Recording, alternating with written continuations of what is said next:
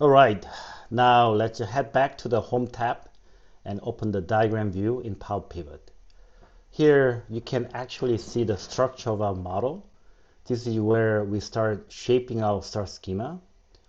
So in our setup, we have the chart of account table as a dimension table, the calendar table as another dimension table, and the trial balance as the only fact table. This is the basic structure of a star schema. One central fact table connected to multiple dimension tables. Now what we need to do is create relationships between these tables. Don't worry, it's very simple to do. Let's just start with the account number field. We'll take account number from the chart of account and then drag it over to account in the trial balance. The connection line appears automatically, showing a one-to-many relationship. You'll see a 1 on the chart of account side and the asterisk on the trial balance side. The 1 means each account number appears only once in the chart of account. That's our primary key. The many or asterisk means multiple entries for the same account number exist in the trial balance. That's our foreign key.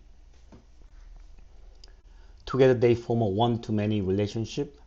One account can appear many times in the trial balance. You'll also notice a small arrow on the line. That arrow shows the directional filtering. The direction goes from chart of account to trial balance, which means that chart of account filters the trial balance data, not the other way around. This is important for how you measure visuals behavior later in reports. Now that we connected those two tables, let's also connect the calendar table. We'll link the date column in the calendar to the month and date in the trial balance. Again, this is a one-to-many relationship. One date in the calendar can match many records in the trial balance. You'll see the arrow again, this time flowing from calendar to trial balance. That means the calendar controls time-based filtering in your analysis.